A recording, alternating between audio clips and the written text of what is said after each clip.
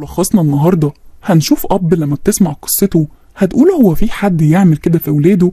الفيلم بيتكلم عن قصة حقيقية للأسف بدأت أحداثها سنة 1984 في ليلة هادية. كانت الأسرة كلها قاعدين بيتعشوا في وسط العشاء. قامت البنت الصغيرة سارة وقالت أنا رايحة حفلة. أبوها اتعصب عليها وقال لها أنت رايحة فين؟ اقعدي ومفيش خروج من البيت. قالت له أنا عايزة أروح الحفلة واستأذنت من ماما وهي قالت لي روحي. فبيبص الأب للأم وبيتعصب زيادة وبيقول لها أنا قلت مفيش خروج ومفيش حفلات، روحي أوضتك ومتخرجيش منها. بتتضايق سارة من كلام أبوها وبتروح أوضتها. فعلا بيجي وقت الحفلة فبتلاقي حبيبها كريس جالها قدام البيت بالموتوسيكل بتاعه ومستنيها علشان تخرج معاه. وبتهرب سارة من الشباك وبتخرج معاه تروح الحفلة. بعدها الأم بتشوف بنتها اللي قامت متنكدة من كلام أبوها، فبتفتح أوضتها بتلاقي السرير فاضي والبنت هربت من الشباك. ومن حظ سارة اللي مش كويس إن أمها لما دخلت الأوضة أبوها قام وعرف إنها مش نايمة في أوضتها وهربت. طبعا سارة هتشوف ليلة ولا ألف ليلة وليلة، لكن طبعا سارة ما اهتمتش لكل ده وحبت تروح مع حبيبها كريس وقضت معاه ليلة جميلة جدا.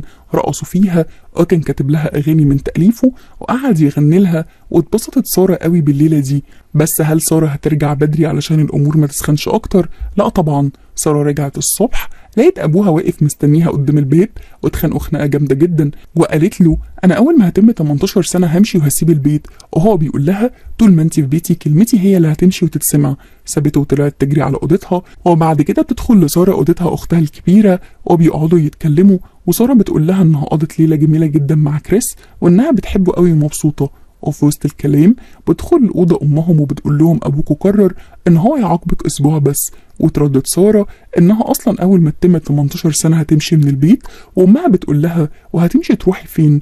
بترد سارة وبتقول لها أنا عايزة ألف العالم كله وأشوف أماكن جديدة وأشتغل في شغل يحقق أحلامي وطموحاتي. وهي بتحكي خطتها كان الولد وقف بره الأوضة وسمع كلام سارة، اتضايق جدا خصوصا لما عرف ان امها موافقه على الكلام ده.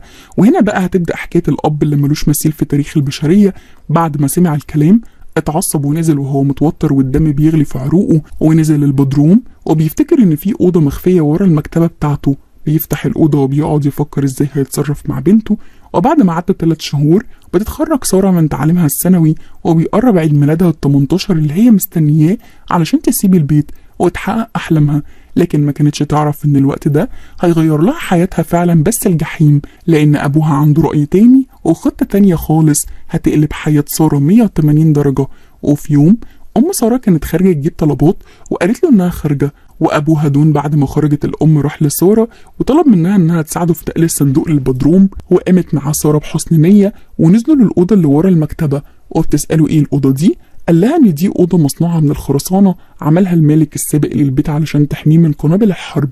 وبيحطوا الصندوق في الاوضه وبيسالها ايه رايك في الاوضه؟ بتقوله ان شكلها مقرف جدا عامل زي السجن بالظبط. المهم ان دون وهو بيسالها وبتجاوبه كان بيتسحب لورا واحده واحده لغايه ما طلع من الاوضه وقفل الباب عليها بباسورد. بيجي الليل والام قلقانه جدا على بنتها ومش عارفه اختفت فين وكلمت كل اصحابها محدش يعرف عنها حاجه. وبتقول لدون انها هتبلغ الشرطه وهو قاعد يقرا في الكتاب ومش في دماغه وبيرد بهدوء هتلاقيها خرجت وهترجع بكره كالعاده. اليوم التاني ساره لسه في البدروم بتحاول تفتح الباب وتكتب الباسورد لكنه مش بيفتح.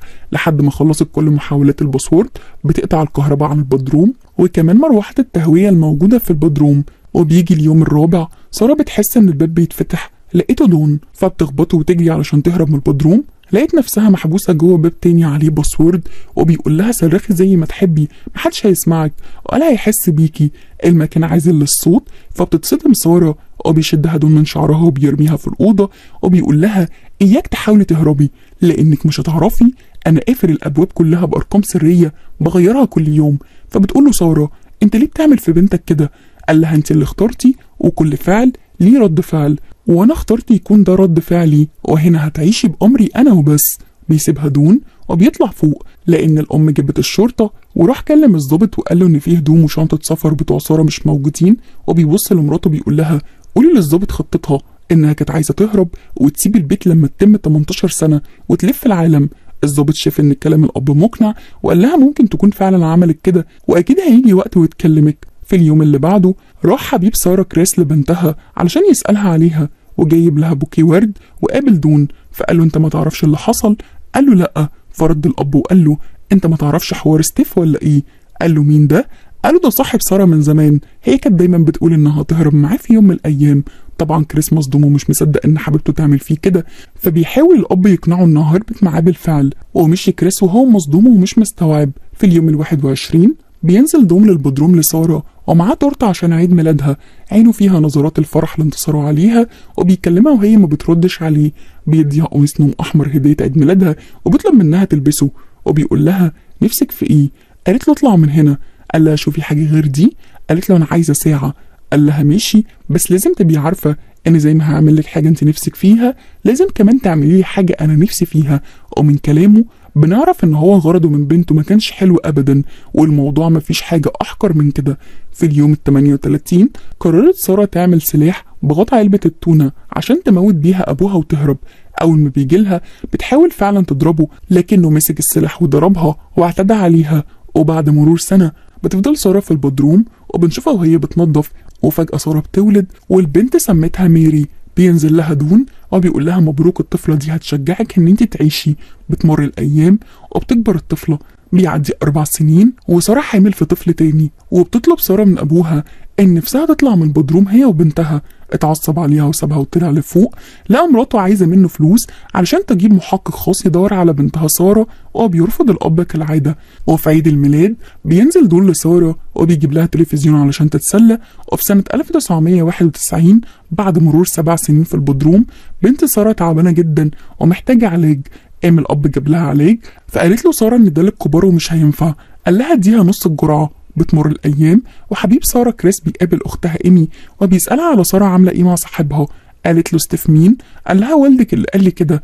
وبتقول له مفيش حد بالاسم ده، وانها خايفه يكون ابوها هو اللي عمل حاجه لساره. بتروح تواجهه بالموضوع وبتقول له ليه كدبت على كريس وقلت كده؟ قال لها ايه المشكله لما اكذب على واحد عايز يلعب ببنتي ويضحك عليها؟ بتتخانق مع الام وبتقول له انا عايزه فلوس اجيب محقق لبنتي، وبيتخانق وبيرفض كالعاده. فبتستغل ايمي فرصه الخناقه وبتلاقي مفتاح البدروم.